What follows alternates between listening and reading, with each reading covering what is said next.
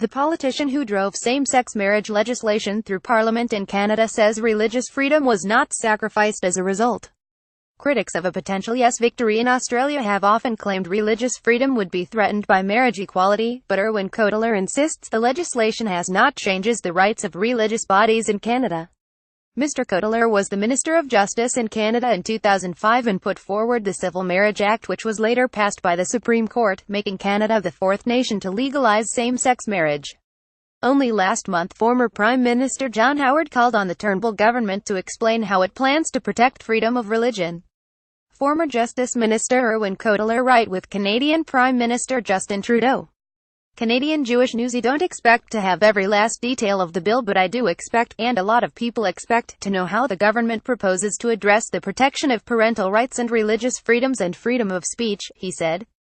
Prime Minister Malcolm Turnbull responded to the criticism by insisting there will be strong protections for religious freedom if the yes vote is victorious. Churches are entitled to marry or not marry whom they please. That is part of religious freedom, he said. Related articles: Germany holds first same-sex marriages since law change. Macklemore pins Same Love NRL performance as career highlight. He look forward to it. Malcolm Turnbull gives Macklemore Same Love his blessing. Mr. Cotler said similar protections were written into the legislation he put forward to Parliament. The Civil Marriage Act, as it was called, has two dimensions to it, he said. The same-sex marriage debate has been acrimonious in Australia. One dimension was equality rights for gays and lesbians, but we also had a freedom of religion principle and provisions, which said, if I can sum it up, that no priest or imam or rabbi would be required to celebrate a same-sex marriage if it was contrary to their conscience or belief. So the legislation, while yes affirming the constitutionality of same-sex marriage, also affirmed the constitutionality of conscience and religion. Despite this, Mr. Cotler insisted that same-sex marriage was not a religious issue. I remember I went to a group of religious people and they were very angry and they were saying to me, you've harmed our values and you've harmed our children, he recalled. Ian Thorpe supports same-sex marriage, and I said, Rabbi, there's nothing in this legislation that affects how you raise your families. All this does is allow those, whether Jewish, Muslim, or Christian, who are in a loving relationship, to validate that relationship through marriage. It doesn't affect anybody else. It just grants rights, it doesn't take any rights away, and that's what equality rights is all about. Mr. Cotler also posed the notion that Australia has left its LGBTQI community vulnerable to hatred by putting the issue to a public vote. He admitted the process of passing the legislation in Canada divided the country, but said he thinks they avoided the worst of the debate by keeping the discussion confined to Parliament. One of the things I said at the time was that we are not going to have a referendum on this, he said. Bill Shorten at a same-sex marriage rally in Sydney: you don't have referendums on minority rights issues. Had we had one, I think it might be invited some of the ugliness that we were for the most part able to avoid.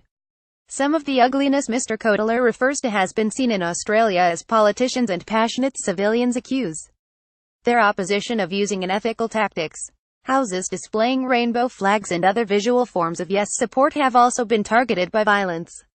Dr. Pansy Lai was criticized after she appeared in a No campaign advertisement. Swastikas were painted on 3 Brisbane homes displaying the flags. At another home, where rainbow flags were flying, 2 windows were smashed by rocks in a weekend vandalism spree, police said. In Sydney, photos surfaced of a train with homophobic slurs scrawled across it. Vote no to FS, it read. Mr. Cotler said keeping the debate limited to the political arena spared the LGBTQI community from this type of hatred. Pro-marriage equality rallies have attracted crowds of thousands. We had difficult debates, there were angry moments, there were times when it appeared to get ugly, but because it was kept in the parliamentary arena and the judiciary arena, I think that helped, he said.